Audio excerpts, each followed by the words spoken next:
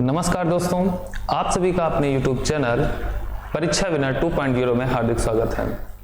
दोस्तों, जैसा कि आप सभी को पता है कि ये चैनल केवल और केवल टीचिंग एग्जाम के दृष्टिकोण से ही बनाया गया है। इसमें टीचिंग से संबंधित जितने भी आपके एग्जाम्स होंगे, चाहे वो आपका यूपी टेट हो, चाहे सी टेट हो या फिर आपका सुपर टेट हो, ये सारे के सारे एग्जाम्स आपके जो हैं वो इसी चैनल से आपके कवर होने वाले हैं। आज हम लोग जो है पर्यावरण के बारे में चर्चा करेंगे और पर्यावरण में सबसे पहले हम लोग ये जानेंगे कि पर्यावरण होता क्या है और उसके बाद में फिर हम लोग एक नया टॉपिक स्टार्ट करेंगे और फिर इस टॉपिक को कंप्लीट होने के पश्चात इससे रिलेटेड जितने भी क्वेश्चंस हैं उन क्वेश्चन को करेंगे। तो क्लास को स्टार्ट करने से पहले आप सभी लोग इस वीडियो को अपने मित्रों के साथ शेयर कर दीजिए। सबसे पहले हम लोग बात करेंगे पर्यावरण यानी कि इन्वायरमेंट। क्या होता है पर्यावरण यानी कि इन्वायरमेंट? देखो, जो इन्वायरमेंट है, पर्यावरण को हम इंग्लिश में क्या बोलते हैं? इन्वायरमेंट बोलते हैं। इन्वायरमेंट शब्द जो है वो फ्रेंच भाषा के इन्विरोनर शब्द से बना है। ठीक है, किस शब्द से? फ्रेंच शब्द या फ्रेंच भाषा। अब ये जो इन्विरोनर है इसका अर्थ क्या है? मीनिंग इसका होता है सराउंडिंग यानी कि चारों ओर, चारों ओर। अब ऐसे यदि हम हिंदी शब्द पर्यावरण की बात करें तो जो पर्यावरण शब्द है ये दो शब्दों से मिलकर बना है। एक तो हो जाएगा आपका परि और दूसरा शब्द जो हो जाएगा वो हो जाएगा आवरण। जो परि शब्द है इसका जो अर्थ हो जाएगा वो हो जाएगा चारों ओर। परि का मतलब परिता और परिता का मतलब होता है चारों ओर या आसपास। जो आवरण है, आवरण का मतलब हो जाएगा घिरा हुआ या इसको हम बोल सकते हैं ढका हुआ। तो चारों ओर से घिरा हुआ या चारों ओर से ढका हुआ जो क्षेत्र होता है वही हमारा क्या कहलाता है? पर्यावरण कहलाता है। जैसे मानव के आसपास जितनी भी वस्तुएं पाई जाती हैं, चाहे वो जीव जंतु हों या फिर वनस्पतियां हों, तालाब हो, नदियां हो, वातावरण यानी कि वायुमंडल जिसमें हमारी विभिन्न गैसें आ जाएंगी, आर्द्रता आ जाएगी, नमी आ जाएगी, वर्षा आ जाएगी, ये सारी की सारी चीजें जो हैं मनुष्य के चारों ओर पाई जाती हैं। और मनुष्य क्या है? इन सभी चीजों से ढका हुआ है। और ठीक इसी प्रकार जिस तरीके से मनुष्य इन सारी चीजों से ढका हुआ है उसी प्रकार जीव जंतु भी इन सारी की सारी चीजों से घिरे हुए हैं। तो कहने का मतलब यह है कि चाहे वो जीव जंतु हो या फिर मनुष्य हो या फिर वनस्पतियां हो, इनके चारों ओर जो भी चीजें पाई जाती हैं वो सब किसके अंतर्गत आती हैं? वो सारी की सारी चीजें पर्यावरण के अंतर्गत आती हैं। अब हम बात करेंगे अपने नए टॉपिक यानी कि इकोलॉजी और इकोसिस्टम पे।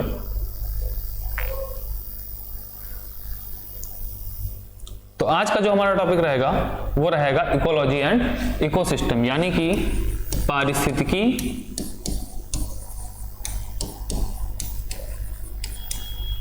एवं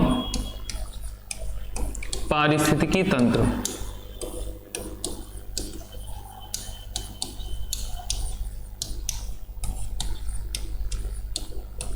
पारिस्थितिकी एवं पारिस्थितिकी तंत्र यानी कि इकोलॉजी एंड इकोसिस्टम। सबसे पहले हम लोग चर्चा करेंगे पारिस्थितिकी के बारे में कि पारिस्थितिकी क्या है और इसके बाद में हम लोग चर्चा करेंगे पारिस्थितिकी तंत्र यानी कि इकोसिस्टम के बारे में। तो चलिए सबसे पहले समझेंगे इकोलॉजी। इकोलॉजी यानी कि पारिस्थितिकी।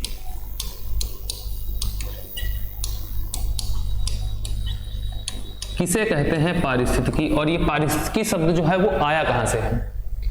तो जो इकोलॉजी है ये दो शब्दों से मिलकर बना है, एक तो है ऑकस और दूसरा है लॉगस। ठीक है, ऑकस का मतलब क्या होता है, जीवों के रहने का स्थान,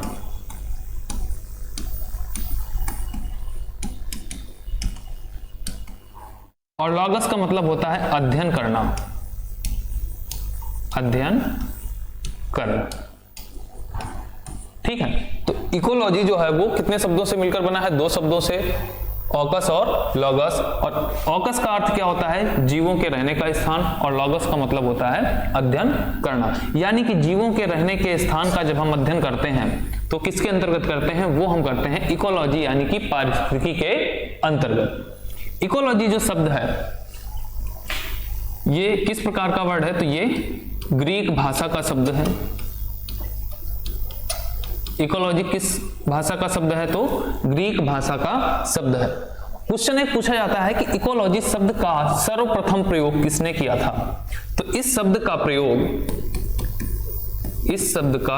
प्रयोग सर्वप्रथम किसने किया था, तो अर्नेस्ट हेकल ने किया था। अर्नेस्ट हेकल कब किया था, तो 1866 ईस्वी में किया था।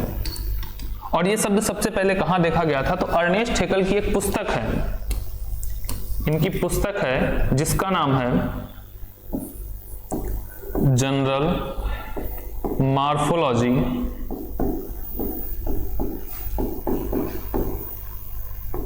Then organism. ठीक है, ये इनकी पुस्तक है जनरल मॉर्फोलॉजी देन ऑर्गेनिज्म। ये किसकी पुस्तक है, तो अर्नेस्ट हेकल की पुस्तक है। और इस पुस्तक में, यानी कि ये पुस्तक लिखी कब गई थी, तो 1866 में। और इसी पुस्तक में सर्वप्रथम जो है इकोलॉजी शब्द का जिक्र किया गया था। तो यहां से एक क्वेश्चन बन जाता है कि इकोलॉजी शब्द का प्रयोग सबसे पहले किसने किया था, तो अर्नेस्ट हेकल ने किया था। और किस पुस्तक में इसका जिक्र देखने को मिलता है, तो जनरल मॉर्फोलॉजी देन ऑर्गेनिज्म। ठीक है, तो यहां पे एक चीज हम लोगों ने समझ ली कि इकोलॉजी है क्या, इसका शब्द क्या है, इसका शाब्दिक अर्थ क्या है। इसके बाद में हम लोगों ने यह भी समझ लिया कि इस शब्द को दिया किसने है और ये किस पुस्तक में सबसे पहले लिखा गया। अब हम बात करते हैं इसकी परिभाषा की, कि जो इकोलॉजी है इसकी परिभाषा क्या है। ठीक है, तो पारिस्थितिकी में हम किसका अध्ययन करते हैं, तो जीव जंतु एवं वातावरण के मध्य अंतः संबंधों का अध्ययन करना, अंतः संबंधों का अध्ययन करना क्या कहलाता है, पारिस्थितिकी कहलाता है। पारिस्थितिकी कहलाता है।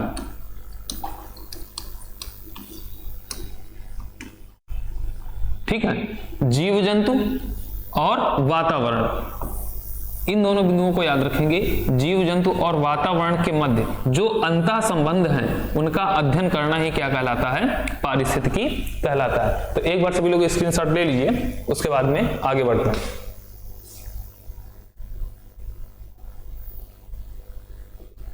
चलिए अब हम बात करते हैं कि जो इकोलॉजी है, ठीक है, ये कितने प्रकार की होती है, तो ये दो प्रकार की होती है। एक तो होता है ऑटो इकोलॉजी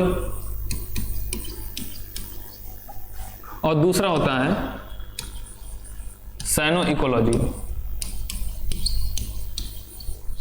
ठीक है, सैनो इकोलॉजी को बोलते हैं समपारिस्थितिकी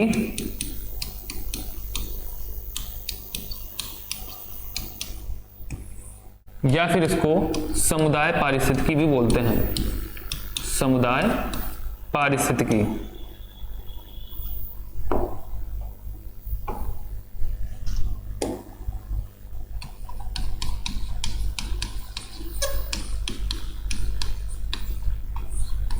समुदाय पारिस्थितिकी।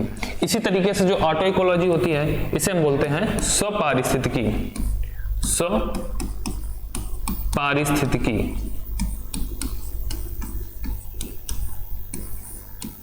अब देखिए ऑटो इकोलॉजी में हम किन चीजों का अध्ययन करते हैं और साइनो इकोलॉजी में हम किन चीजों का अध्ययन करते हैं। यहां पे आपको एक शब्द दिखाई दे रहा है स्वपारिस्थितिकी, और यहां पे क्या है, समपारिस्थितिकी या समुदाय पारिस्थितिकी। तो सबसे पहले तो हम बात करेंगे किस पे, स्वपारिस्थितिकी में। तो स्वपारिस्थितिकी में हम किसका अध्ययन करते हैं, जब हम किसी एक ही प्रजाति का अध्ययन करते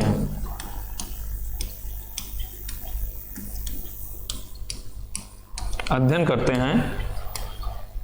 तो उसे क्या बोला जाता है, तो उसे हम बोलते हैं स्वपारिस्थितिकी। तो उसे स्वपारिस्थितिकी कहते हैं। ठीक है, तो ये चीज समझ आई कि स्वपारिस्थितिकी क्या है, कि जब हम किसी एक ही प्रजाति का, ये बात बिल्कुल जो है आप इसको नोट कर लीजिए कि जब एक ही प्रजाति का अध्ययन किया जाता है तो किसके अंतर्गत किया जाता है, वो किया जाता है स्वपारिस्थितिकी यानी कि ऑटो इकोलॉजी के अंतर्गत। लेकिन जब हम विभिन्न प्रजातियों का अध्ययन करते हैं, ठीक है, विभिन्न प्रजातियों का या विभिन्न समुदायों का एक साथ हम अध्ययन करते हैं, तो उसका अध्ययन हम किसके अंतर्गत करते हैं, तो उसका अध्ययन हम लोग समुदाय पारिस्थितिकी या समपारिस्थितिकी या फिर साइनो इकोलॉजी के अंतर्गत करते हैं। तो इसकी परिभाषा क्या हो जाएगी कि साइनो इकोलॉजी का मतलब क्या हो जाएगा, इसमें हम अनेक प्रजातियों का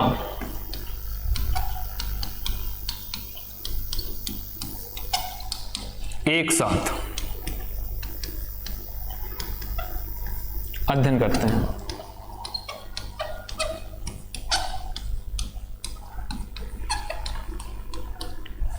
ठीक है, जैसे जीव जंतु हो गए, जीव जंतुओं में कुत्ता हो गया या और कोई भी जानवर हो गए, तो उसकी कई सारी वैरायटीज होती हैं। ठीक है, कुत्तों में भी प्रजातियां होती हैं। तो जब उसमें केवल हम कुत्ते की एक ही प्रजाति का जब हम अध्ययन करेंगे तो वो हमारा अध्ययन क्या कहलाएगा, ऑटो इकोलॉजी के अंतर्गत आएगा। और जब हम कुत्तों की अनेक प्रजातियों यानी कि जितनी भी प्रजातियां हैं उन सभी प्रजातियों का अध्ययन करेंगे, जैसे पौधे होते हैं तो आपने देखा होगा कि जो फसलें होती हैं जैसे गेहूं हो गया, मक्का हो गया, तो इसकी भी क्या होती है, वैरायटी होती है, किस्में होती हैं। जब हम केवल एक किस्म का अध्ययन करते हैं तो हमारा किसमें आएगा, स्वपारिस्थितिकी में। और जब हम संपूर्ण जो किस्में होती हैं या जो संपूर्ण प्रजातियां होती हैं उसका अध्ययन हम करते हैं तो हम किसके अंतर्गत करते हैं, तो साइनो इकोलॉजी के अंतर्गत करते हैं। यहां पे चीज आपको स्पष्ट हो रही होगी कि समुदाय में केवल एक ही जाति या एक ही वर्ग के लोग नहीं आते हैं। समुदाय का निर्माण किससे होता है, जहां पर अनेक वर्ग एक साथ रहते हो, तो वहीं पे क्या बनता है, वही समुदाय बनता है।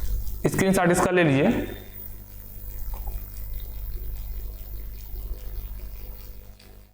चलिए अब हम आगे बढ़ते हैं इकोसिस्टम पे।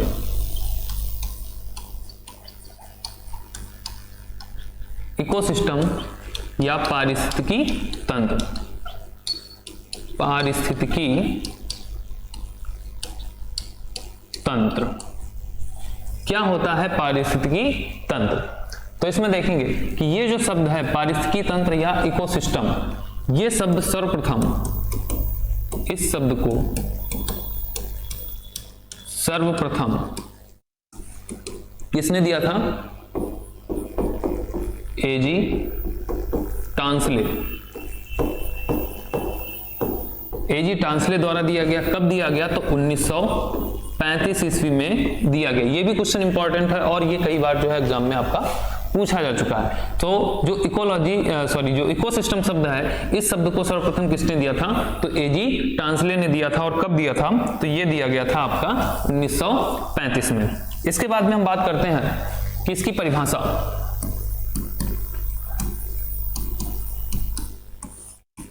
परिभाषा में क्या हो जाएगा कि जैविक एवं अजैविक घटकों के मध्य पाए जाने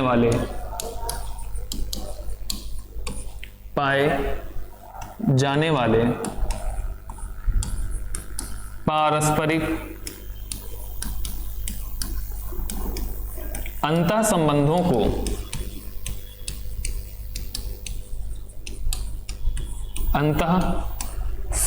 का अध्ययन पारिस्थितिकी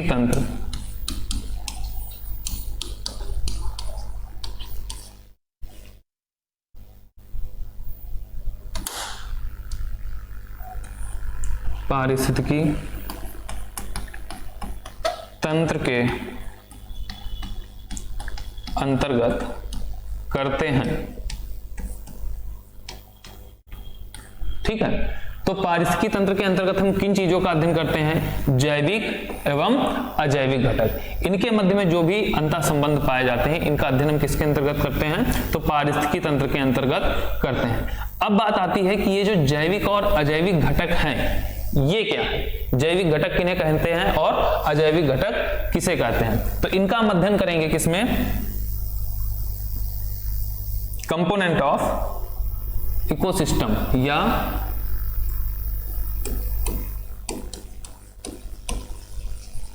कंपोनेंट ऑफ इकोसिस्टम या पारिस्थितिकी तंत्र के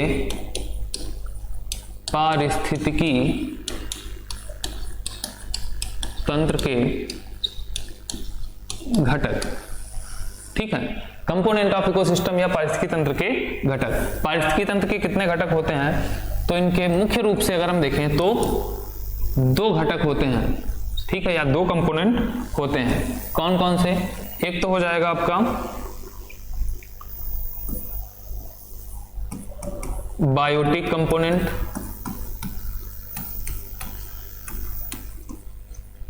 और दूसरा हो जाएगा एबायोटिक कंपोनेंट।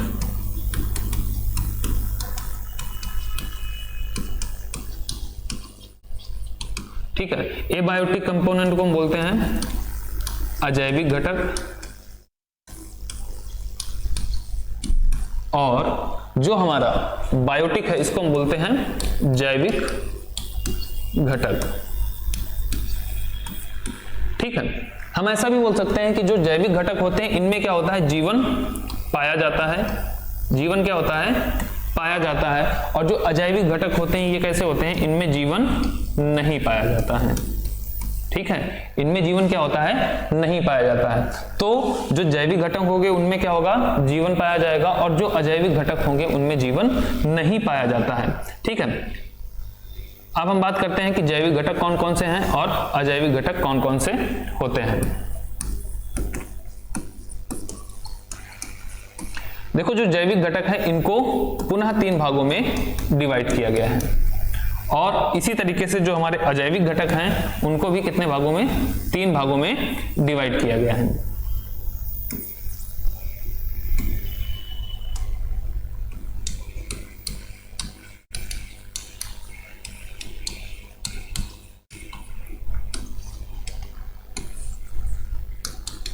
ठीक है, जैविक में कौन कौन से आ जाएंगे? सबसे पहला जो आपका आ जाएगा वो आ जाएगा आपका उत्पादक। दूसरे नंबर पे जो आएगा वो आएगा आपका उपभोक्ता, और तीसरे नंबर पे जो आएगा वो आएगा आपका अपघटक। ठीक है, इसी तरीके से जो हमारे अजैविक घटक हैं इसमें जो पहला पॉइंट होगा वो होगा हमारा भौतिक घटक। भौतिक घटक। दूसरा जो होगा वो होगा हमारा कार्बनिक घटक। कार्बनिक घटक। और जो तीसरा पॉइंट होगा वो होगा हमारा अकार्बनिक घटक। ठीक है, तो जैविक को हमने कितने भागों में डिवाइड किया गया? हमने 3 भागों में इसको डिवाइड किया है, उत्पादक, उपभोक्ता और अपघटक। और अजैविक घटक को भी हमने 3 भागों में डिवाइड किया, भौतिक, कार्बनिक और अकार्बनिक। जो हमारा उत्पादक है, सभी लोग जानते हैं कि उत्पादक किसे कहते हैं, कि जो अपना भोजन स्वयं बनाते हैं उन्हें हम क्या बोलते हैं, उत्पादक की कैटेगरी में रखते हैं। तो उत्पादक में जो सबसे ज्यादा चीज अगर हम बात करें तो सबसे ज्यादा जो चीजें आती हैं वो कौन सी आती हैं, वो आती हैं पेड़ पौधे, पेड़ पौधे। ठीक है, लगभग जितनी भी पेड़ पौधे हैं, अधिकतर पेड़ पौधे क्या है, अपना भोजन स्वयं बनाते हैं, इसीलिए उत्पादक की श्रेणी में कौन आएगा, पेड़ पौधे आएंगे। दूसरा है उपभोक्ता। उपभोक्ता हम किसे कहते हैं, जो अपना भोजन स्वयं न बना करके दूसरों पर आश्रित होते हैं, यानी कि जो दूसरे लोगों की चीजों का उपभोग करते हैं, उसे हम क्या बोलते हैं, उपभोक्ता। यानी कि ये स्वयं भोजन न बना करके ये दूसरे व्यक्तियों पर आश्रित रहते हैं, तो उन्हें हम क्या बोलते हैं, उपभोक्ता बोलते हैं। अब जो उपभोक्ता है उसको भी हम लोग 3 कैटेगरी में डिवाइड करते हैं। एक तो हमारा होता है प्राथमिक उपभोक्ता, दूसरा होता है हमारा द्वितीयक उपभोक्ता, और तीसरा होता है हमारा तृतीयक उपभोक्ता। ठीक है, तो उपभोक्ता को कितने भागों में डिवाइड किया गया है, 3 भागों में, प्राथमिक, सेकेंडरी एंड तृतीयक उपभोक्ता। ठीक है, प्राथमिक में कौन कौन से आ जाएंगे, प्राथमिक में वो सारे उपभोक्ता आ जाएंगे जो कैसे होंगे, जो केवल और केवल शाकाहारी होंगे। ठीक है, जो केवल और केवल क्या होंगे, शाकाहारी होंगे, उनको हम किस में रखेंगे, प्राथमिक उपभोक्ता की कैटेगरी में रखेंगे। फिर दूसरा है द्वितीयक उपभोक्ता। द्वितीयक उपभोक्ता में कौन होता है, कि जो हल्के मांसाहारी होते हैं, या फिर इनको हम सर्वाहारी भी बोल सकते हैं, जो शाक का भी भक्षण करते हैं और उसके साथ साथ मांस का भी भक्षण करते हैं, तो वो किस कैटेगरी में आएंगे, द्वितीयक। इसको हम बोल सकते हैं सर्वाहारी, सर्वाहारी, या हम लिख सकते हैं कम मांस खाने वाले, कम मांसाहारी। ठीक है, और तृतीयक में आ जाएगा हमारा मांसाहारी, जो केवल मांस पर ही निर्भर होते हैं।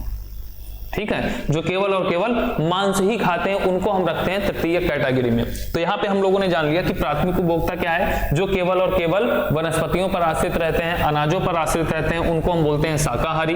दूसरा है हमारा द्वितीयक सर्वाहारी, जिसमें शाकाहारी भी होते हैं और हल्का फुल्का मांस भी खाते हैं। तीसरा हो जाएगा हमारा जो केवल और केवल कैसे होते हैं, नॉन वेजिटेरियन होते हैं। ठीक है, जो केवल और केवल मांस का ही सेवन करते हैं, उसको हम रखते हैं तृतीय कैटेगरी में। यदि हम मनुष्य की बात करें तो मनुष्य क्या है, मनुष्य एक सर्वाहारी प्राणी है, तो मनुष्य किस में आएगा, वो द्वितीय की कैटेगरी में आएगा।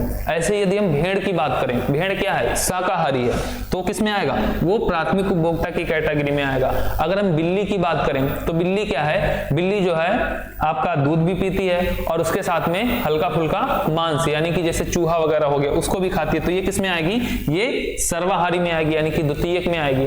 अगर हम शेर की बात करें तो शेर क्या करता है, वो केवल मांस ही खाता है, इसलिए वो किस में आएगा, वो हमारा आएगा तृतीयक उपभोक्ता में। तो यहाँ पे ये चीजें हमारे हिसाब से आप सभी को क्लियर हो गई होंगी कि शाकाहारी यानी कि प्राथमिक उपभोक्ता में हम किन किन जीव जंतुओं को रखेंगे, द्वितीयक उपभोक्ता में हम किन किन जीव जंतुओं को रखेंगे, और तृतीयक उपभोक्ता में हम किन किन जंतुओं को रखेंगे। इसके बाद में एक शब्द आता है अपघटक। क्या होता है अपघटक, इसको हम मृत जीवी भी बोलते हैं, मृत जीवी। इनका कार्य क्या होता है, इनका कार्य सफाई करना होता है। सफाई करने का मतलब जहां पे गंदगी होती है, ये प्रायः वहां पे पाए जाते हैं। ठीक है, ये कहां पाए जाते हैं, जहां पर गंदगी फैली होती है, या जो गंदे स्थान होते हैं वहां पे अपघटक पाए जाते हैं। अपघटक की कैटेगरी में कौन कौन सी चीजें आ जाएंगी, इसमें आ जाएगा आपका विषाणु, विषाणु यानी कि वायरस, इसी में आपका बैक्टीरिया आ जाएगा, बैक्टीरिया, इसी में जो है आपका कवक हो जाएगा, शैवाल हो जाएगा। ठीक है, कवक वगैरह, फंगस वगैरह भी किसमें आ जाएंगे, ये अपघटक की श्रेणी में ही आ जाएंगे।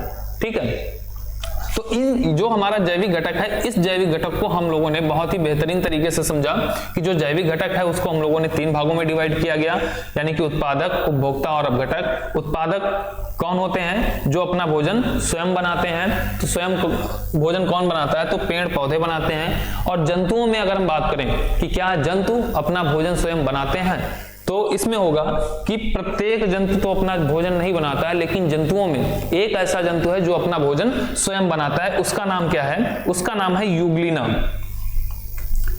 युग्लिना।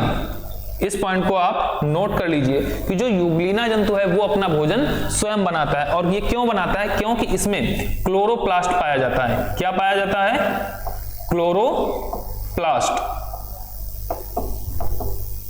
ठीक है, पेड़ पौधों में क्या पाया जाता है? क्लोरोफिल पाया जाता है। तो क्लोरोफिल के कारण जो पेड़ पौधे हैं वो सूर्य के प्रकाश में अपना भोजन स्वयं बनाते हैं, और जो युग्लिना जीव है वो क्लोरोप्लास्ट की उपस्थिति के कारण जो है सूर्य के प्रकाश से अपना भोजन स्वयं बना लेता है। इसी तरीके से हम लोगों ने उपभोक्ता के बारे में जाना कि उपभोक्ता क्या होता है? जो भोजन का ग्रहण करते हैं, यानी कि जो दूसरे के भोजन का ग्रहण करते हैं या जो दूसरों पर आश्रित होते हैं, उसको हम उपभोक्ता कहते हैं। उपभोक्ता कितने प्रकार के होते हैं? तो 3 प्रकार के होते हैं, प्राथमिक, द्वितीयक और तृतीयक। प्राथमिक उपभोक्ता में हम लोग शाकाहारी व्यक्तियों को रखते हैं या शाकाहारी जीव जंतुओं को रखते हैं। द्वितीयक में हम लोग जो सर्वाहारी जीव जंतु होते हैं उनको द्वितीयक की कैटेगरी में रखा जाता है, और तृतीयक में जो मांसाहारी होते हैं उनको हम लोग रखते हैं। फिर इसके बाद में हम लोगों ने चर्चा की अपघटक क्या होता है। तो अपघटक का मतलब होता है मृत जीवी, यानी कि जो मरे हुए पदार्थों को खाते हैं। ठीक है, तो उसमें कौन कौन हो जाएगा? बैक्टीरिया हो जाएगा, वायरस हो जाएगा, फंगस हो जाएगा। ठीक है, ये सारी की सारी चीजें किसमें आएंगी? अपघटक की श्रेणी में आएंगी। अब हम बात करते हैं किसकी? अजैविक घटक या एबायोटिक कंपोनेंट। तो हमने बताया कि एबायोटिक कंपोनेंट को भी हमने 3 भागों में डिवाइड किया गया। एक तो पहला डिवाइड किया है भौतिक घटक, दूसरा डिवाइड किया गया है कार्बनिक घटक, और तीसरा डिवाइड किया है हमने अकार्बनिक घटक। तो जो भौतिक घटक है, भौतिक घटक में कौन कौन सी चीजें आ जाएंगी? भौतिक घटक में जितनी भी हमारी फिजिकल एक्टिविटीज होती हैं वो सारी की सारी चीजें किसमें आएंगी? भौतिक घटक की श्रेणी में आएंगी। इसमें कौन कौन सी चीजें आ जाएंगी? इसमें आपका वायु हो गया, प्रकाश हो गया, नमी हो गई,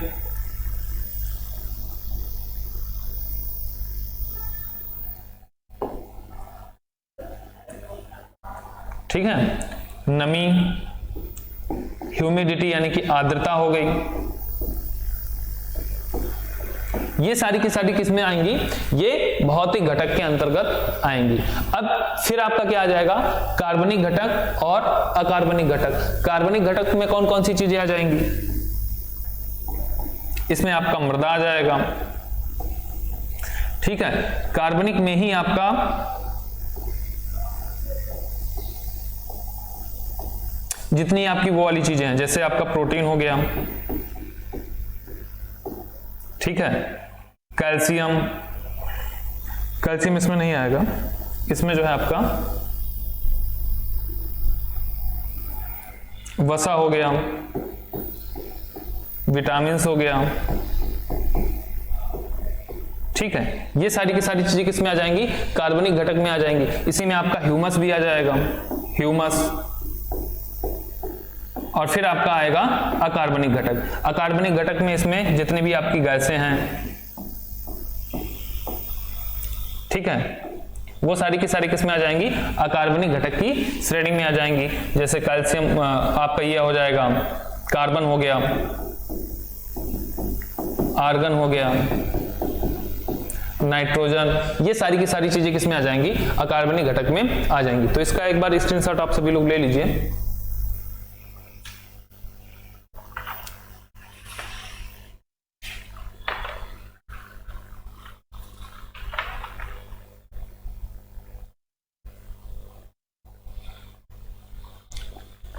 चलिए, अब हम लोग आते हैं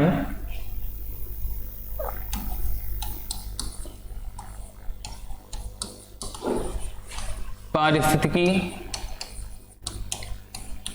तंत्र में ऊर्जा का प्रवाह।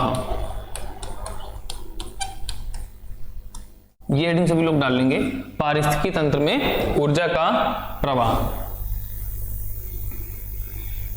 तो देखिए, जो पारिस्थितिकी तंत्र होता है उसमें जो ऊर्जा का प्रवाह होता है वो सदैव कैसा होता है? एक दिशा में होता है, एक दिशा में, या फिर एक दिशीय बोल सकते हैं, एक दिशीय। ठीक है। पारिस्थितिकी तंत्र में जो ऊर्जा का प्रवाह होता है वो कैसा होता है, वो सदैव एक दिशीय होता है। अगर हम पारिस्थितिकी तंत्र के में ऊर्जा के मुख्य स्रोत की बात करें तो वो कौन हो जाएगा, ऊर्जा का मुख्य स्रोत। ये सारे के सारे इंपॉर्टेंट पॉइंट हैं और यहां से कई सारे क्वेश्चन जो है आपके कई बार एग्जाम में पूछे भी जा चुके हैं। ऊर्जा का मुख्य स्रोत क्या हो जाएगा, तो ये हो जाएगा हमारा सूर्य। और इसके आगे लिख लेना वेरी वेरी इंपॉर्टेंट, ठीक है, क्योंकि ये क्वेश्चन कई बार एग्जाम में आपका पूछा जा चुका है कि पारितंत्र में या पारिस्थितिकी तंत्र में ऊर्जा का जो मुख्य स्रोत है वो क्या है, तो वो हमारा हो जाएगा सूर्य। इसके बाद में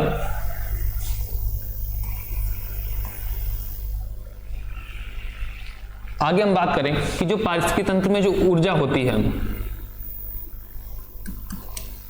पारितंत्र में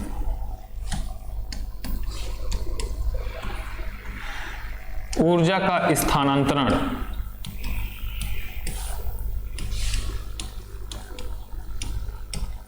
केवल 10% होता है। इस पॉइंट को नोट कर लीजिए, फिर अभी इस पॉइंट को हम समझाते हैं कि ऊर्जा का स्थानांतरण 10% कैसे होता है। फिर पारितंत्र में ऊर्जा स्थानांतरण का नियम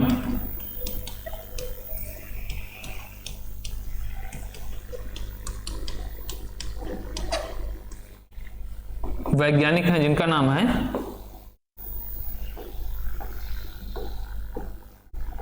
लिंडमान ने दिया, ठीक है। ये सारे के सारे क्वेश्चन आपके इंपॉर्टेंट हैं।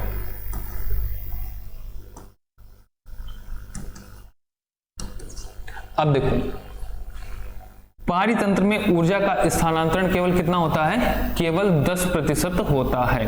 अब इस चीज को हम लोग समझेंगे जब हम फूड चेन पढ़ेंगे, तो फूड चेन में इस चीज को हम लोग डिस्क्राइब में पढ़ेंगे। फिर आगे क्या दिया गया है, पारितंत्र में ऊर्जा का स्थानांतरण का जो नियम है, यानी कि जो 10% ऊर्जा स्थानांतरण का नियम है वो किसने दिया था, वो लिंडमैन ने दिया था, ठीक है। ये भी क्वेश्चन पूछ लिया जाता है कि ऊर्जा स्थानांतरण या फिर 10% ऊर्जा स्थानांतरण का नियम किसने दिया, तो लिंडमैन ने दिया। इसका स्क्रीनशॉट ले लीजिए।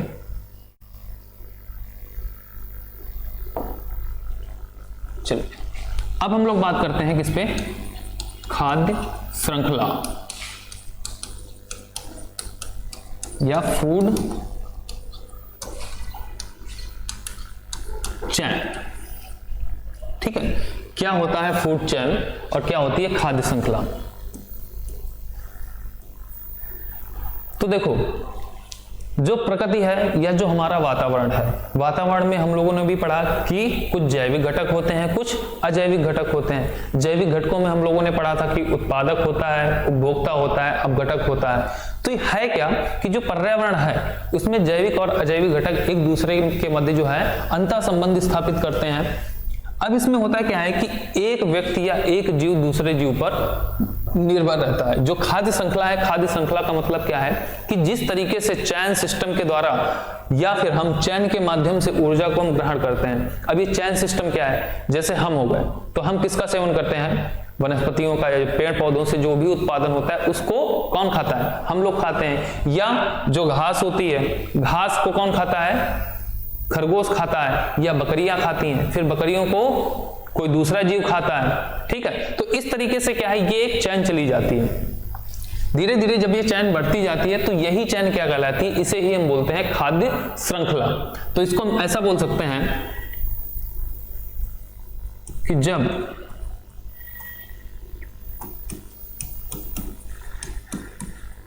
विभिन्न पोषक स्तर एक दूसरे पर आश्रित होते हैं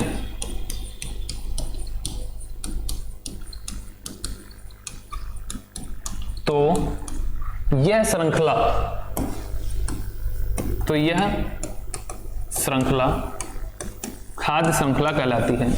खाद्य श्रृंखला कहलाती है। ठीक है, सबसे पहले इसका उदाहरण देखेंगे, फिर समझेंगे कि ये जो पोषक स्तर है, ये पोषक स्तर ये क्या है।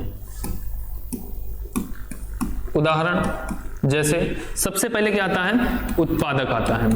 जब कोई भी खाद्य श्रृंखला बनेगी, उस खाद्य श्रृंखला में जो पहला व्यक्ति होगा, जो पहला स्टेप होगा, वो किसका होगा, वो उत्पादक का होगा। इसके बाद में जो दूसरा स्टेप होगा वो क्या होगा, दूसरे नंबर पे आएगा हमारा प्राथमिक उपभोक्ता। प्राथमिक उपभोक्ता। फिर जो नेक्स्ट स्टेप आएगा उसमें हमारा क्या होगा, द्वितीयक उपभोक्ता। और फिर अगला जो स्टेप आएगा उसमें आएगा तृतीयक उपभोक्ता।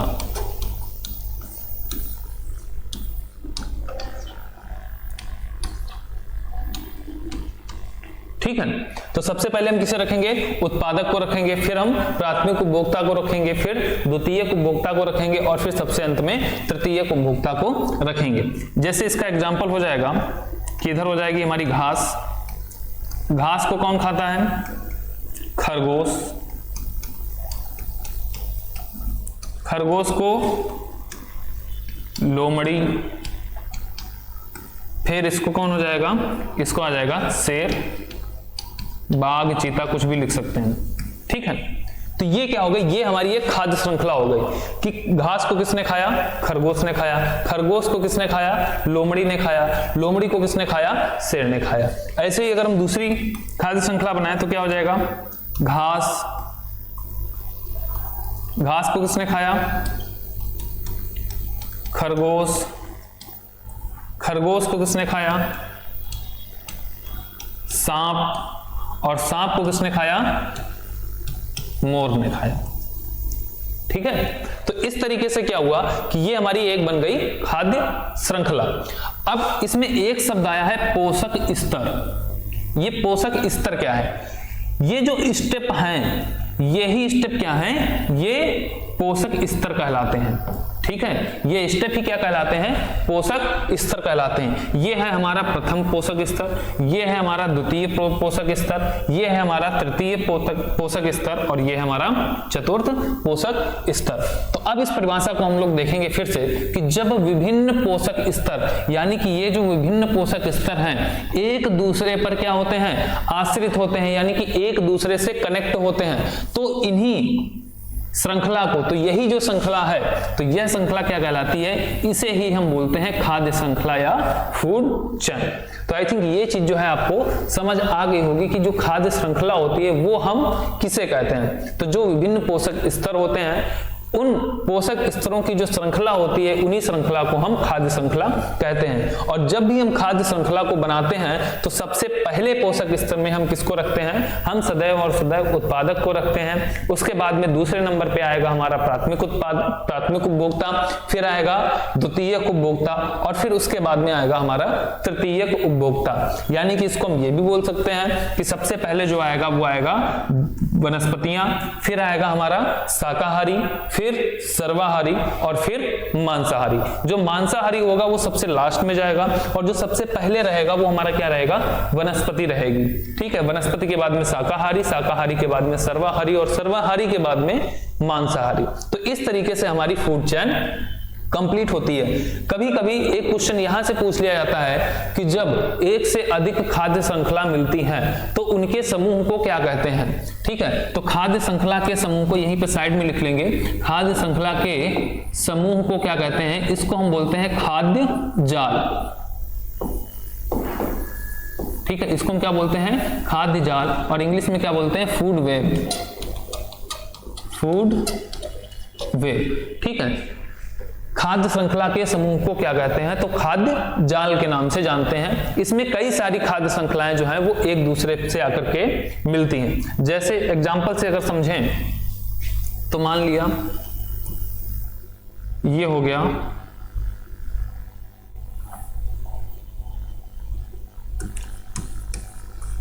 पेड़ पौधे हो गए, फिर इसको खाया टिड्डी ने, इसको खाया चिड़ियों ने,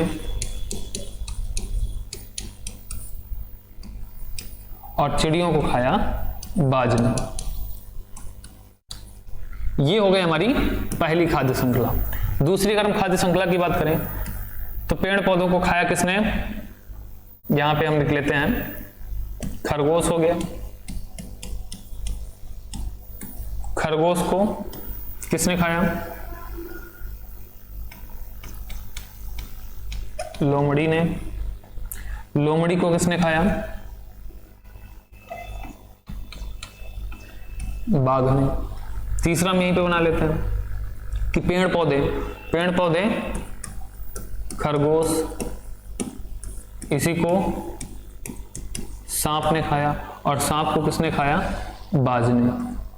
ठीक है, इस तरीके से क्या हुआ कि यहां पे इस फिगर में एक तो हमारी ये खाद्य श्रृंखला बन गई, दूसरी हमारी ये खाद्य श्रृंखला बन गई, और तीसरी हमारी ये खाद्य श्रृंखला बन गई।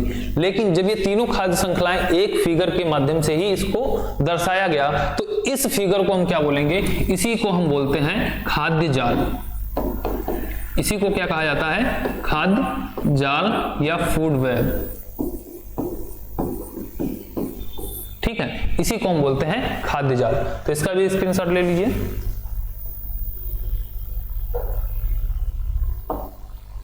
अब हम बात करते हैं पारिस्थितिकी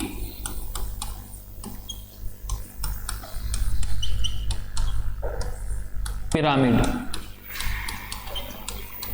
पारिस्थितिकी पिरामिड, ठीक है। क्या होता है पारिस्थितिकी पिरामिड? जो पारिस्थितिकी पिरामिड है, इसका सर्वप्रथम प्रयोग किसने किया था, चार्ल्स एल्टन। ठीक है, चार्ल्स एल्टन ने जो है सबसे पहले पिरामिड शब्द का प्रयोग, ठीक है, पारिस्थितिकी पिरामिड शब्द का प्रयोग सर्वप्रथम किसने किया था, तो चार्ल्स एल्टन ने किया था। क्या होता है पिरामिड? जब हम खाद्य श्रृंखला को, ठीक है, जब हम खाद्य श्रृंखला को किसी प्रिज्म के माध्यम से प्रदर्शित करते हैं, ठीक है, जब हम खाद्य श्रृंखला को किसी प्रिज्म के माध्यम से प्रदर्शित करते हैं, तो वही जो फिगर होता है, वही जो आकृति होती है, उसे हम क्या बोलते हैं, पिरामिड कहते हैं। ठीक है, उसको किस नाम से जानते हैं, पिरामिड के नाम से जानते हैं। फिर से एक बार समझ लीजिए कि जो खाद्य श्रृंखला होती है, खाद्य श्रृंखला को जब हम प्रिज्म के माध्यम में या प्रिज्म में दर्शाते हैं, तो वही जो आकृति बनती है उसे हम क्या बोलते हैं, पिरामिड कहते हैं। अब जो पारिस्थितिकी तंत्र में पिरामिड होता है वो कितने प्रकार का होता है, उसको हम लोग 3 भागों में डिवाइड करते हैं। पहला होता है संख्या का पिरामिड, संख्या का पिरामिड। दूसरा होगा जैव भार का पिरामिड,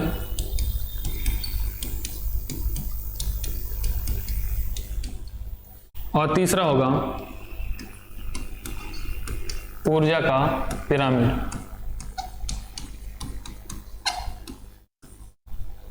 ठीक है, या जैव ऊर्जा का पिरामिड। तो जो पिरामिड होते हैं कितने प्रकार के होते हैं, 3 प्रकार के होते हैं। पहला हो जाएगा संख्या का पिरामिड, दूसरा हो जाएगा जैव भार का पिरामिड, और तीसरा हो जाएगा जैव ऊर्जा का पिरामिड। जो संख्या का पिरामिड होता है वो हमारा कैसा बनता है, अब देखो, या तो कोई पिरामिड सीधा बनेगा या फिर कोई उल्टा बनेगा। ये हमारा कैसा पिरामिड है, ये है उल्टा पिरामिड, और ये कैसा है, सीधा।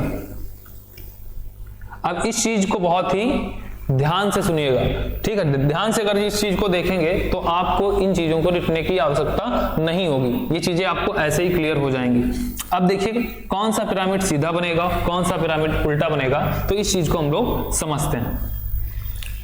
तो देखिए,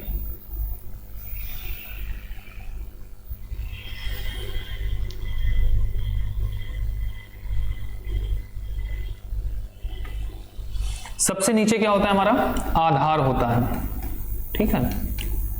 जब हम कोई भी बिल्डिंग खड़ी करते हैं या किसी भी चीज को बनाते हैं तो सबसे जो निचला स्तर होता है वो किसका होता है, वो बेसमेंट होता है। तो नीचे जो होगा वो हमारा क्या होगा, आधार होगा। यानी कि स्टार्टिंग कहां से होती है, नीचे से ही होती है। ठीक है, जब हम किसी भी बिल्डिंग को बनाते हैं तो सबसे पहले हम क्या बनाते हैं, नींव, उसके बाद में फिर धीरे धीरे उसके ऊपर बिल्डिंग तैयार करते हैं। तो सबसे नीचे क्या होगा, हमारा आधार। और हमने अभी क्या बोला कि जो प्रिज्म है, जो पिरामिड है, वो क्या है, वो खाद्य श्रृंखला को जब हम प्रिज्म में प्रदर्शित करते हैं तो वही हमारा क्या है, उसे ही हम बोलते हैं पिरामिड।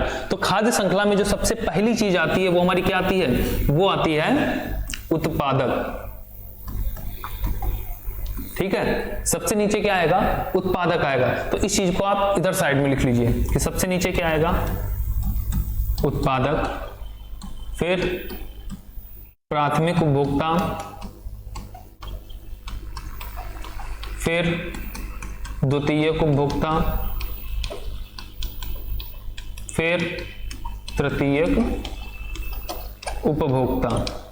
ठीक है, सबसे नीचे क्या आएगा, उत्पादक आएगा, फिर प्राथमिक उपभोक्ता, फिर द्वितीयक उपभोक्ता और फिर उसके बाद में तृतीयक उपभोक्ता आएगा। ये चीज हमें चाहे हमारा सीधा पिरामिड बने या फिर उल्टा पिरामिड बने, ये जो क्रम रहेगा वो नीचे से ऊपर की ओर ही रहेगा। अब देखिए संख्या का पिरामिड है, संख्या के पिरामिड की यदि हम बात करें तो सबसे ज्यादा जो वनस्पतियां हैं, ठीक है, सबसे ज्यादा क्या है, वनस्पतियां हैं कि जीव जंतु हैं। तो सबसे ज्यादा जो संख्या है वो किसकी है, वो है वनस्पतियों की। इसलिए नीचे कौन रहेगा, उत्पादक रहेगा। उत्पादक से कम कौन है, वो है प्राथमिक उपभोक्ता, फिर उससे कम द्वितीयक और फिर सबसे कम कौन है, तृतीयक। ठीक है, यानी कि सबसे ज्यादा अगर हम संख्या में देखें तो इस पृथ्वी पर सबसे ज्यादा जो संख्या है वो किसकी है, वो पेड़ पौधों की संख्या है। इसलिए जो उत्पादक हैं वो किसमें रहेंगे, वो रहेंगे नीचे। और जब उनकी संख्या ज्यादा है तो उनका जो फिगर बनेगा वो भी कैसा होगा, वो बड़ा होगा। उसके बाद में जो प्राथमिक उपभोक्ता है उनकी संख्या क्या है, उनकी संख्या है कम। किससे कम, उत्पादक से कम है, तो इसलिए इसका छोटा कॉलम बनेगा। उसके बाद में जो द्वितीय उत्पादक है उनकी संख्या प्राथमिक उपभोक्ता से भी कम है, इसलिए उससे छोटा ये बनेगा। और जो तृतीयक यानी कि जो मांसाहारी हैं उनकी संख्या सबसे कम है, इसलिए उनका और भी छोटा बनेगा। तो जब हमने इस चीज को देखा तो ये जो पिरामिड, ये जो आकृति बन रही है, ये आकृति कैसी बन रही है, ये आकृति हमारी बन रही है सीधी। अर्थात जो संख्या का पिरामिड होगा वो कैसा बनता है, वो सीधा बनता है। ठीक है, तो ये चीज समझ में आ गई होगी कि जो संख्या का पिरामिड होता है वो कैसा होता है, सीधा होता है। कभी कभी ऐसे पूछ लिया जाता है कि एकल संख्या का पिरामिड या एकल वृक्ष का पिरामिड कैसा होगा। ठीक है, एकल वृक्ष का पिरामिड, जब कभी ऐसी स्थिति आ जाए कि एकल वृक्ष, एकल शब्द आ जाए, तो ऐसी स्थिति में जो पिरामिड बनेगा वो हमारा कैसा बनेगा, उल्टा बनेगा। क्यों, क्योंकि सबसे नीचे क्या है, उत्पादक, और उत्पादक में क्या आएगा, वृक्ष या पेड़ पौधे। और यहाँ पे वृक्ष की संख्या कितनी है, एक। तो जो वृक्ष वाला कॉलम रहेगा, जो उत्पादक का कॉलम रहेगा, वो हमारा कैसा रहेगा, वो छोटा रहेगा। फिर उस पेड़ पे कई सारे कीड़े मकोड़े होंगे, कई सारे जीव होंगे। ठीक है, तो वो उससे ज्यादा होंगे, फिर उससे ज्यादा, यानी कि जो द्वितीयक होंगे वो उससे ज्यादा होंगे, और फिर अंत में ये सबसे ज्यादा। तो इस तरीके से ये जो हमारी आकृति बनेगी ये कैसी बनेगी, ये बनेगी उल्टा। तो जब कभी भी ये क्वेश्चन कह दे कि एकल वृक्ष या एकल संख्या का पिरामिड बताइए कैसा बनेगा, तो हमारा कैसा बनेगा, तो उल्टा बनेगा। और अगर केवल कहे कि संख्या का पिरामिड कैसा बनेगा, तो ऐसी स्थिति में हमारा पिरामिड कैसा बनेगा, सीधा बनेगा। अब हम बात करते हैं किस पे, जैव भार का पिरामिड। तो जैव भार का जो पिरामिड होता है वो एक तो होता है हमारा स्थलीय और दूसरा होता है जलीय। ठीक है, एक होता है स्थलीय और दूसरा होता है जलीय। जो स्थलीय पिरामिड बनेगा वो हमारा कैसा बनेगा, सीधा बनेगा। स्थलीय पिरामिड कैसा बनेगा, सीधा बनेगा। और जो जलीय पिरामिड बनेगा वो हमारा कैसा बनेगा, वो बनेगा हमारा उल्टा। ठीक है, ये कैसे, अब यहां पे क्या दिया गया है, भार। यहां पे आपको वजन देखना है। ठीक है, अगर हम वनस्पतियों की वजन की बात करें तो वनस्पतियों का वजन बहुत ही ज्यादा होता है। जो हमारी स्थलीय वनस्पतियां होती है उनका वजन क्या होता है, ज्यादा होता है। तो उत्पादक, ठीक है। फिर उससे कम वजन किसका होता है? प्राथमिक उपभोक्ता, फिर द्वितीयक उपभोक्ता, फिर तृतीयक उपभोक्ता। तो जो भार में आएगा, जो स्थलीय पिरामिड बनेगा वो हमारा कैसा बनेगा? वो सीधा बनेगा। लेकिन जब हम जलीय पिरामिड यानी कि जलीय जैव भार की बात करेंगे, कौन से? जलीय जैव भार की बात करेंगे, तो यहाँ पे जो हमारा पिरामिड बनेगा वो कैसा बनेगा? उल्टा बनेगा। क्योंकि जो जलीय वनस्पतियां होती हैं वो कैसी होती हैं? वो प्रायः हल्की होती हैं, ठीक है, हल्की होती हैं, इसलिए इसमें आ जाएगा उत्पादक। फिर उससे वजन किसका होता है? जो छोटी मछलियां होती हैं, उससे ज्यादा वजन जो उससे बड़ी मछलियां होती हैं, और सबसे वजन किसका होता है? जो व्हेल वगैरह होती हैं, ठीक है, जो बड़ी मछलियां होती हैं। तो ये हमारा कैसा हो जाएगा? ये जलीय जैव भार का पिरामिड कैसा बनेगा? उल्टा बनेगा। इसके बाद में फिर आता है जैव ऊर्जा का पिरामिड, और जो जैव ऊर्जा का पिरामिड होता है वो सदैव कैसा बनता है? वो सदैव और सदैव सीधा बनता है। कैसा बनता है? सदैव सीधा बनता है। क्यों? क्योंकि अभी हमने बताया कि स्टार्टिंग कहां से होती है? स्टार्टिंग होती है उत्पादक से। स्टार्टिंग कहां से होती है? उत्पादक से होती है। उत्पादक को कौन? उपभोक्ता ग्रहण करता है, जो प्राथमिक उपभोक्ता। प्राथमिक उपभोक्ता को द्वितीयक उपभोक्ता, फिर उसके बाद में तृतीयक उपभोक्ता। तो चैन कहां से चलती है? वो एक दिशा में चलती है, यानी कि सबसे ज्यादा जो पोषक होगा वो किसके पास होगा? वो उत्पादक के पास होगा। सबसे ज्यादा जो एनर्जी होगी वो किसके पास होगी? वो उत्पादक के पास होगी। और जब सबसे ज्यादा एनर्जी उत्पादक के पास होगी तो सबसे बड़ा कॉलम किसका बनेगा? उत्पादक का ही बनेगा, ठीक है। तो पहला कॉलम बड़ा बनेगा, फिर दूसरा उससे छोटा, तीसरा उससे छोटा और चौथा उससे छोटा। तो इस तरीके से फिर वो चाहे हमारा जलीय हो चाहे वो स्थलीय हो, ठीक है, तो किसी भी प्रकार का हमारा पिरामिड हो, लेकिन जब वो ऊर्जा के पिरामिड की बात आती है तो ऊर्जा का पिरामिड सदैव कैसा बनेगा? वो सीधा ही बनेगा। तो ये चीजें आपको बहुत ही बेहतरीन तरीके से समझ आई होंगी। अब हम बात आते हैं इस पे, एक पॉइंट हम लोगों ने पढ़ा था ये वाला कि पारितंत्र में ऊर्जा का स्थानांतरण केवल 10% होता है। अब ये 10% स्थानांतरण जो होता है ये कैसे होता है? तो ये चीज आती है यहीं पे हम लोग समझ लेते हैं।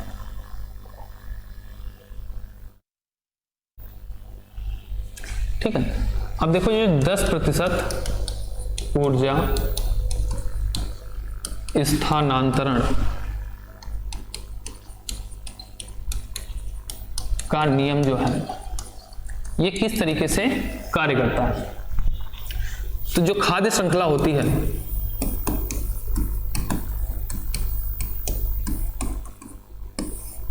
खाद्य श्रृंखला में सबसे पहले क्या आएगा? उत्पादक। उत्पादक के बाद में प्राथमिक उपभोक्ता,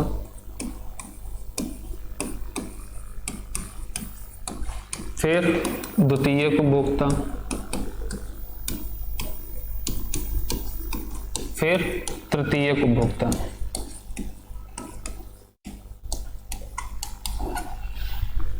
ठीक है, पहले क्या आएगा? उत्पादक, फिर प्राथमिक उपभोक्ता, फिर द्वितीयक उपभोक्ता, फिर तृतीयक उपभोक्ता। समझने के लिए ये समझ लीजिए कि जो उत्पादक होता है वो क्या है? वो एक फैक्ट्री है। ठीक है, ये क्या है? ये एक फैक्ट्री है।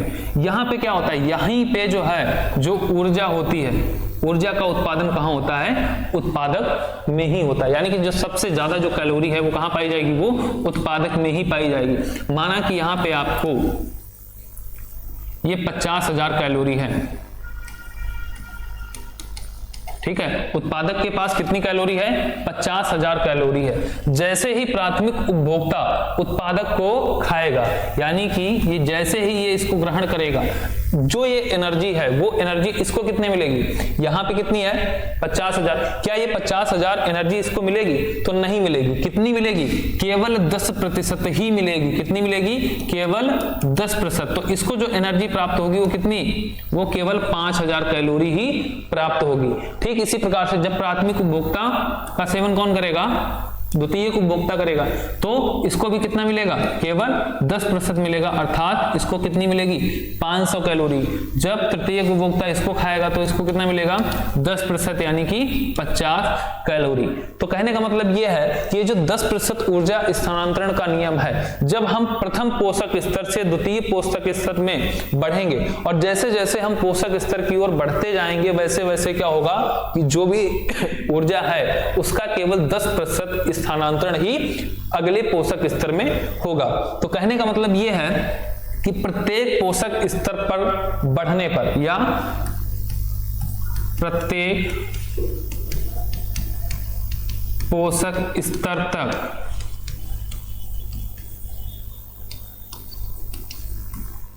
ऊर्जा, ऐसे लिखो, प्रत्येक पोषक स्तर को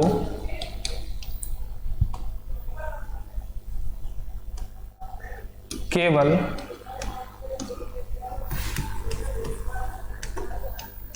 पिछले पोषक स्तर से 10% ऊर्जा ही प्राप्त होती है।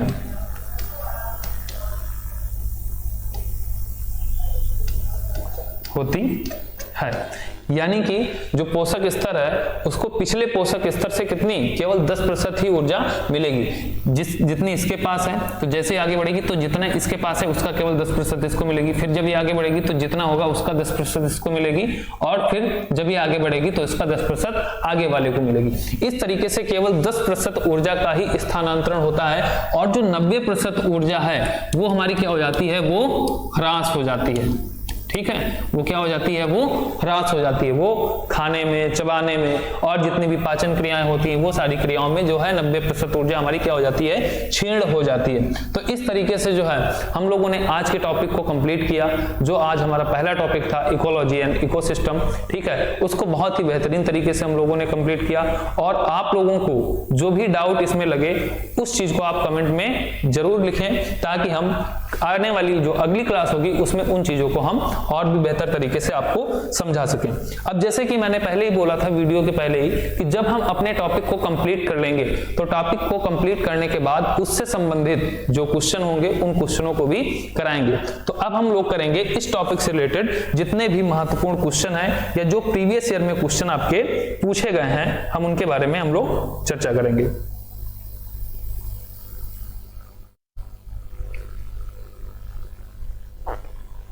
ठीक है, तो ये हमारा टॉपिक था, और इस टॉपिक में सबसे पहला जो क्वेश्चन रहेगा आज का वो रहेगा ये कि इकोसिस्टम शब्द, ठीक है, पहले ही मैंने बताया था कि जो इकोसिस्टम शब्द है ये किसने प्रस्तावित किया है। इकोसिस्टम यानी कि इसको हम बोलते हैं पारिस्थितिकी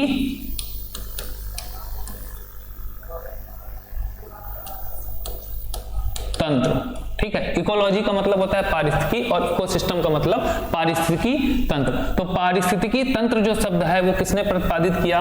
पहला ऑप्शन है गार्डनर, दूसरा है टांसले, तीसरा है ओडम और चौथा है कार्लविन। तो सभी लोग जो है कमेंट करके बताएं कि पहले क्वेश्चन का जो आंसर होगा वो क्या होगा। तो इसका जो हमारा आंसर हो जाएगा वो कौन सा हो जाएगा? टांसले। ठीक है, कौन हो जाएगा? टांसले।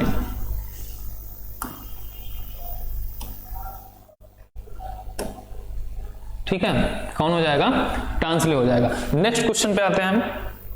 अगला क्वेश्चन देखेंगे, इकोसिस्टम में दो घटक हैं, पहला है पादप और जंतु, दूसरा दिया गया है अप्रतण और वृक्ष, तीसरा है अजीवी और जैवीय, चौथा है मेढक और मनुष्य। हमने बताया था कि जो इकोसिस्टम है, इकोसिस्टम के कितने कंपोनेंट हैं या इकोसिस्टम के कितने घटक होते हैं? तो दो घटक होते हैं। एक तो होता है हमारा जैविक घटक यानी कि बायोटिक, और दूसरा होता है अजैविक यानी कि एबायोटिक। तो इसका जो हमारा ऑप्शन हो जाएगा वो कौन सा हो जाएगा? वो हो जाएगा थर्ड ऑप्शन। नेक्स्ट क्वेश्चन पे आते हैं हम। अगला क्वेश्चन है कि निम्नलिखित में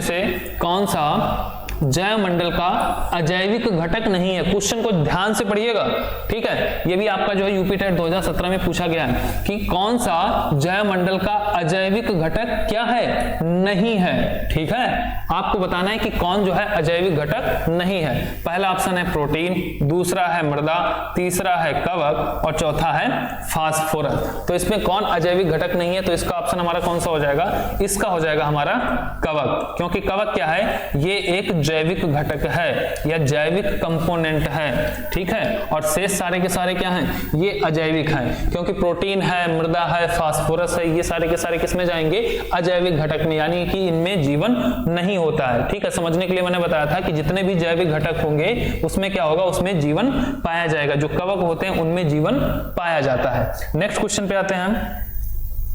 अगला क्वेश्चन है, पारिस्थितिकी तंत्र में ऊर्जा का मुख्य स्रोत है। मैंने अभी बताया है आपको कि पारिस्थितिकी तंत्र में जो ऊर्जा का मुख्य स्रोत है वो क्या है। फर्स्ट है एटीपी, दूसरा है सूर्य प्रकाश, तीसरा है डीएनए और चौथा ऑप्शन है आपका आरएनए। तो इसका ऑप्शन कौन होगा, आई थिंक सभी लोग इसका जो है सही आंसर लगाएंगे और वो ऑप्शन कौन होगा, दूसरा होगा, यानी कि सूर्य का प्रकाश। नेक्स्ट क्वेश्चन है, घास भूमि क्षेत्र के पारितंत्र की खाद्य श्रृंखला में सबसे उच्च स्तर उपभोक्ता होते हैं, यानी कि जो घास भूमि के क्षेत्र होते हैं उसमें जो खाद्य श्रृंखला बनती है उसमें उस खाद्य श्रृंखला में जो सबसे उच्च स्तर उपभोक्ता होते हैं उन्हें हम क्या बोलते हैं, यानी कि जो सबसे बाद में आते हैं, ठीक है। तो ऑप्शन है आपका शाकाहारी, दूसरा है मांसाहारी, तीसरा है जीवाणु और चौथा है मांसाहारी या शाकाहारी। तो इसमें कौन हो जाएगा, देखो जो खाद्य श्रृंखला बनती है उसमें हमने क्या बताया आपको, एक तो उत्पादक होता है, फिर प्राथमिक उपभोक्ता होता है, फिर द्वितीयक होता है और फिर तृतीयक उपभोक्ता होता है, ठीक है। इसमें इस खाद्य श्रृंखला में हम लोगों ने अपघटन को या अपघटक को नहीं रखा था, ठीक है, क्योंकि खाद्य श्रृंखला में केवल उत्पादक और उपभोक्ता ही आते हैं। तो इसमें जो हमारा क्या कहा गया है, उच्च स्तर उपभोक्ता, तो उच्च स्तर उपभोक्ता कौन होगा, उच्च स्तर जो उपभोक्ता होगा वो हमारा कौन होगा, तृतीयक उपभोक्ता। और जो तृतीयक उपभोक्ता होता है वो कैसा होता है, वो मांसाहारी होता है, ठीक है। अभी हमने बताया था जो उत्पादक होते हैं वो तो उत्पादक की कैटेगरी में आते हैं, जो प्राथमिक होता है वो कैसा होता है, शाकाहारी, द्वितीयक जो होता है वो कैसा होता है, सर्वाहारी, और जो तृतीयक होता है वो हमारा कैसा होता है, मांसाहारी। तो उच्च स्तर का उपभोक्ता कौन हो जाएगा, मांसाहारी, यानी कि सेकंड ऑप्शन। नेक्स्ट क्वेश्चन है, पारिस्थितिकी तंत्र के तत्वों के चक्रण को क्या कहते हैं। जो पारिस्थितिकी तंत्र है इसमें जो तत्व के चक्रण है इनको हम क्या कहते हैं। पहला ऑप्शन है रासायनिक चक्र, दूसरा है जैव भू रासायनिक चक्र, तीसरा है भूगर्भीय चक्र और चौथा है भू रासायनिक चक्र। तो जो पारिस्थितिकी तंत्र है इसमें जो तत्व होते हैं उनके चक्रण को हम क्या बोलते हैं, जैव भू रासायनिक चक्र, ठीक है। ये एक अलग टॉपिक है, इस टॉपिक को हम लोग बाद में पढ़ेंगे, ठीक है। तब इन चीजों को हम बहुत ही बेहतरीन तरीके से समझेंगे कि जैव भू रासायनिक चक्र में कौन कौन सी चीजें आती हैं और यहां से आपका क्वेश्चन बनता भी है, ठीक है। नेक्स्ट क्वेश्चन पे आते हैं। अगला क्वेश्चन है कि किसी खाद्य श्रृंखला में शाकाहारी होते हैं, ठीक है। आपको बताना है कि शाकाहारी क्या होते हैं। पहला है प्राथमिक उत्पादक, दूसरा है प्राथमिक उपभोक्ता, तीसरा है द्वितीयक उपभोक्ता और चौथा है अपघटन करता। तो शाकाहारी किस कैटेगरी में आते हैं, हमने बताया था कि जो प्राथमिक उत्पादक है वो तो गलत ही हो जाएगा, क्योंकि उत्पादक ना तो प्राथमिक होता है और ना ही द्वितीयक होता है, ठीक है। उत्पादक की कोई भी कैटेगरी नहीं होती है। कैटेगरी किसकी होती है, उपभोक्ता की होती है, और उपभोक्ता की कौन सी कैटेगरी हो जाएगी, प्राथमिक, ठीक है, क्योंकि प्रथम जो उपभोक्ता होगा वो हमारा कैसा होता है, शाकाहारी होता है। नेक्स्ट क्वेश्चन पे आते हैं। अगला क्वेश्चन है, जब मोर सांप को खाता है, मोर किसे खा रहा है, सांप को खा रहा है, सांप किसे खा रहा है, सांप कीड़ों को खाता है और कीड़े हरे पौधों को खाते हैं, तो मोर का पोषक तल क्या है। ये भी क्वेश्चन आपका जो है 2016 में पूछा गया है कि जब मोर सांप को खाता है, सांप कीड़ों को खाते हैं और कीड़े हरे पौधों को खाते हैं, तो मोर का पोषक तल क्या है। यानी कि आपको ये बताना है कि ये प्राथमिक उपभोक्ता है, अंतिम अपघटक है, प्राथमिक अपघटक है या खाद्य पिरामिड के शीर्ष पर है। तो अभी हमने बताया था कि जो हमारा खाद्य श्रृंखला होती है उसको जब हम प्रिज्म में प्रदर्शित करते हैं तो उससे क्या बनता है, पिरामिड बनता है। और हमने पिरामिड में यह भी बताया था कि सबसे नीचे जो होता है वो हमारा क्या होता है, उत्पादक, और जो सबसे ऊपर होता है वो हमारा क्या होता है, तृतीयक उपभोक्ता। तो इसमें जो तृतीयक उपभोक्ता है वो कौन है, मोर। ठीक है, क्यों? क्योंकि हरे पौधों को कौन खा रहा है? कीड़े। तो ये हमारा क्या हो गया? प्राथमिक। फिर कीड़ों को कौन खा रहा है? सांप। ये हमारा कैसा हो गया? द्वितीयक उपभोक्ता। और सांप को कौन खा रहा है? मोर। तो मोर कौन हो गया हमारा?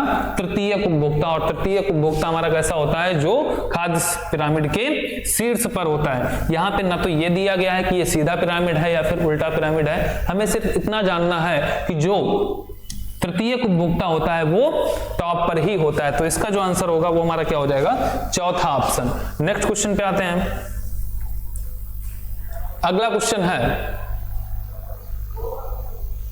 जो शाकाहारी जंतु भोजन के लिए हरे पेड़ पौधों पर निर्भर रहते हैं, ठीक है, उन्हें हम क्या कहते हैं? जो शाकाहारी जंतु भोजन के लिए हरे पेड़ पौधों पर निर्भर रहते हैं उनको हम प्रथम चरण उपभोक्ता कहते हैं, द्वितीय चरण उपभोक्ता कहते हैं, तृतीय चरण उपभोक्ता कहते हैं या फिर उपभोक्ता कहते हैं। तो यहाँ पे स्टार्टिंग में ही दे दिया गया है कि क्या है? शाकाहारी है। तो शाकाहारी किस में आएगा?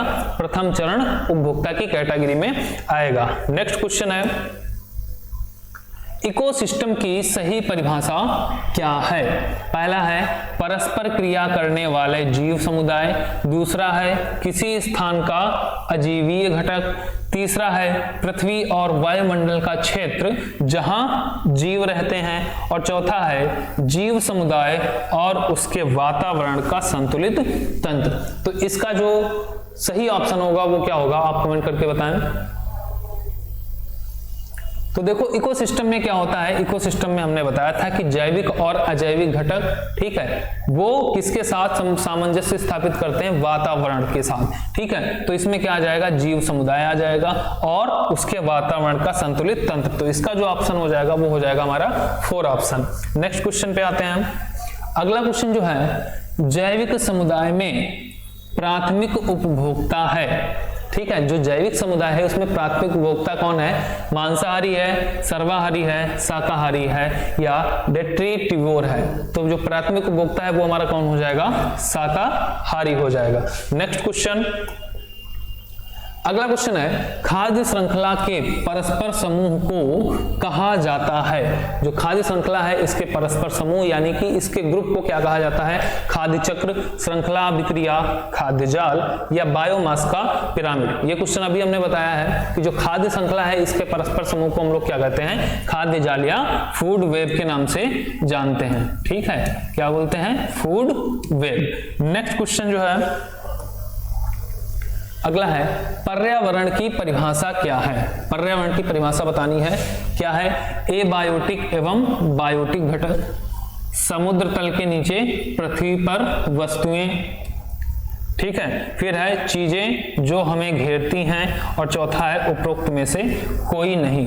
इस क्वेश्चन को आप लोग बहुत ही शालीनता के साथ, तन्मयता के साथ पढ़िए और उसके बाद में ही आंसर दीजिए, क्योंकि कई लोगों का ये क्वेश्चन जो है बहुत ही ज्यादा मात्रा में गलत होगा, ठीक है, क्योंकि यहाँ पे आपको कुछ लोग इसको टिक करेंगे और कुछ लोग इसको टिक करेंगे, ठीक है। तो एक चीज आपको याद रखनी है कि यहाँ पे क्या पूछा गया है? पर्यावरण की परिभाषा पूछी गई है। अगर अर्थ पूछा जाता, शाब्दिक अर्थ क्या है, तो पर्यावरण का मतलब हमने बताया था कि परिधन, आवरण,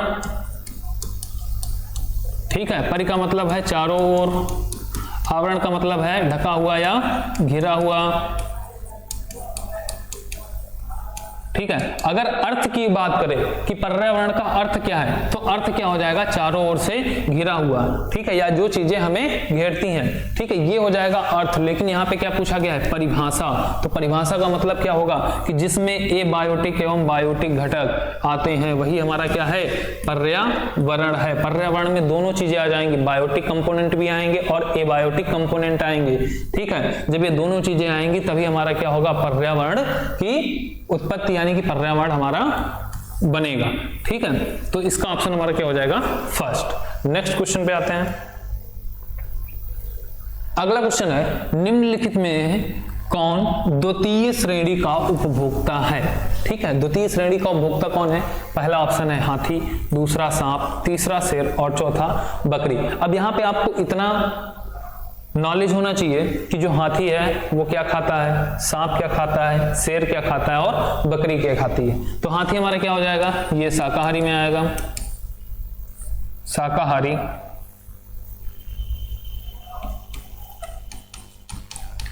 सांप जो है वो हमारा किस में आ जाएगा, ये आ जाएगा सर्वाहारी या द्वितीयक में। ठीक है, ये किस में आ जाएगा, सर्वाहारी या द्वितीयक में, क्योंकि सांप को कौन खाता है, मोर खाता है। और शेर क्या खाता है, केवल मांस खाता है, इसलिए क्या है, मांसाहारी। और बकरी क्या है, ये भी एक शाकाहारी है। ठीक है, तो इसका ऑप्शन कौन हो जाएगा, इसका हमारा ऑप्शन हो जाएगा थर्ड।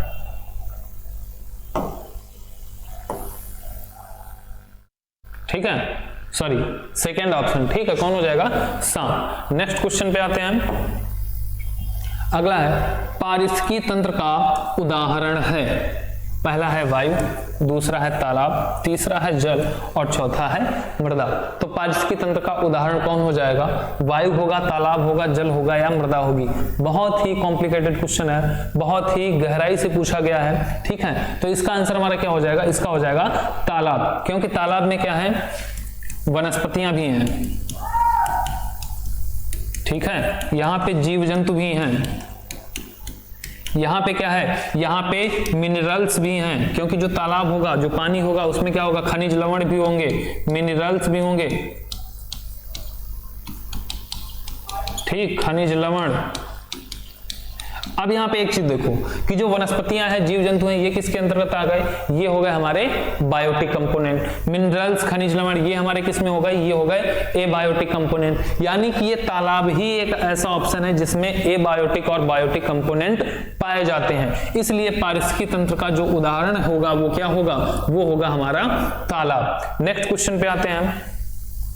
अगला क्वेश्चन है कौन जीवीय कारक नहीं है। जीवीय कारक को हम जैव कारक भी बोल सकते हैं या बायोटिक फैक्टर भी बोल सकते हैं। तो इसमें बताना है कि कौन बायोटिक फैक्टर नहीं है। ए बायोटिक फैक्टर हमें ढूंढना है। इसमें 3 हमारे बायोटिक होंगे और 1 एबायोटिक होगा। पहला है हमारा पेड़ पौधे, दूसरा है जंतु, तीसरा है सूक्ष्म जीव और चौथा है प्रस्तर। तो देखने पर ही पता चल रहा है कि ये भी क्या है, बायोटिक के अंतर्गत आते हैं। जंतु भी बायोटिक है, सूक्ष्म जीव भी बायोटिक है और बायोटिक कौन नहीं है, प्रस्तर। प्रस्तर जो है वो एबायोटिक की कैटेगरी में आता है। तो इसका हमारा ऑप्शन कौन हो जाएगा, डी हो जाएगा। नेक्स्ट क्वेश्चन पे आते हैं। अगला क्वेश्चन है प्रकाश संश्लेषण संपादित होता है। पहला है सभी पौधों में या सभी पौधों द्वारा, दूसरा है सभी जंतुओं एवं पौधों द्वारा, तीसरा ऑप्शन है सभी हरे पौधों द्वारा और चौथा है वायरसों द्वारा। तो इसका हमारा ऑप्शन क्या हो जाएगा, इसका ऑप्शन कुछ लोग ए करेंगे, कुछ लोग थर्ड करेंगे, लेकिन जो इसका एक्यूरेट आंसर होगा, जो सही आंसर होगा वो क्या होगा, वो हमारा होगा सभी हरे पौधों द्वारा। क्योंकि जो पौधे हरे होते हैं, ठीक है, उन्हीं के द्वारा क्या होता है, उन्हीं के द्वारा प्रकाश संश्लेषण की क्रिया होती है और जो सूखे पौधे होते हैं उनके द्वारा प्रकाश संश्लेषण की क्रिया नहीं होती है। तो इसका जो आंसर होगा वो हमारा कौन सा हो जाएगा, थर्ड, यानी कि सभी हरे पौधों के द्वारा। नेक्स्ट क्वेश्चन जो है, अगला क्वेश्चन है दो पारिस्थितिकी तंत्रों के मध्य के संक्रमण क्षेत्र को क्या कहते हैं।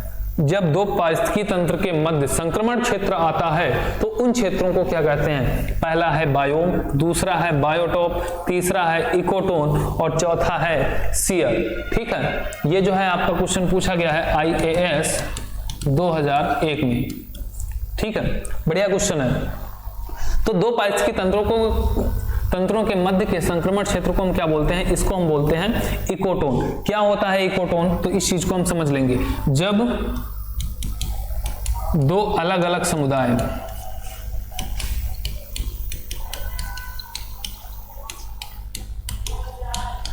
वाले क्षेत्र एक ही जगह होते हैं, एक ही जगह होते हैं, ठीक है, उसी क्षेत्र को हम क्या बोलते हैं, इकोटोन कहते हैं। जैसे जंगल, ठीक है, जंगल में क्या होता है, जंगल में आपने देखा होगा कि पेड़ पौधे होते हैं,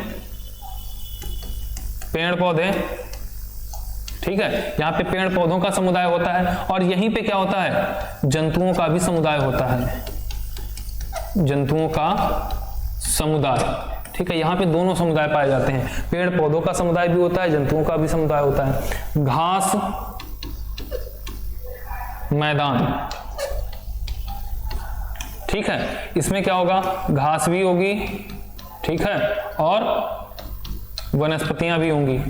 ठीक है, तो जहां पे दो समुदाय, ठीक है, जहां पे दो समुदाय एक ही जगह पे पाए जाते हैं तो ऐसे क्षेत्र को हम क्या बोलते हैं, इकोटोन कहते हैं। यानी कि दो पारिस्थितिकी तंत्रों के मध्य के संक्रमण क्षेत्र को क्या कहा जाता है, इकोटोन कहा जाता है।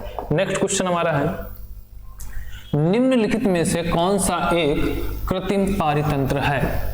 ठीक है, कृत्रिम पारितंत्र बताना है, तालाब, खेत, वन, उपयुक्त में से कोई नहीं। जो तालाब है वो भी आपके कैसे हैं, वो प्राकृतिक होते हैं। खेत जो होते हैं वो कैसे होते हैं, वो हमारे कृत्रिम होते हैं। ठीक है, क्योंकि खेतों में जो भी उत्पादन हम करते हैं वो कृत्रिम रूप से यानी कि मानव के द्वारा ही किया जाता है, इसलिए जो खेत होगा वो हमारा क्या होगा, कृत्रिम पारितंत्र का उदाहरण होगा। नेक्स्ट क्वेश्चन अगला है, पारितंत्र में ऊर्जा का प्रवाह होता है।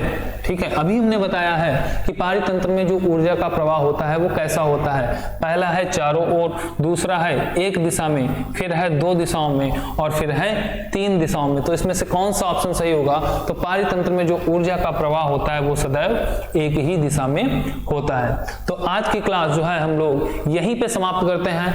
आज की क्लास में जो भी डाउट है वो आप कमेंट करके जरूर बताएं और इस वीडियो को अधिक से अधिक शेयर करें। और जो लोग इस चैनल पर नए आए हैं वो लोग इस चैनल को सब्सक्राइब कर लें और साथ ही साथ बेल आइकन, जो नोटिफिकेशन वाली बेल आइकन की बटन है उसको भी प्रेस कर लें ताकि आगे आने वाली सभी नोटिफिकेशन आपको समय से मिलती रहे। Thank you.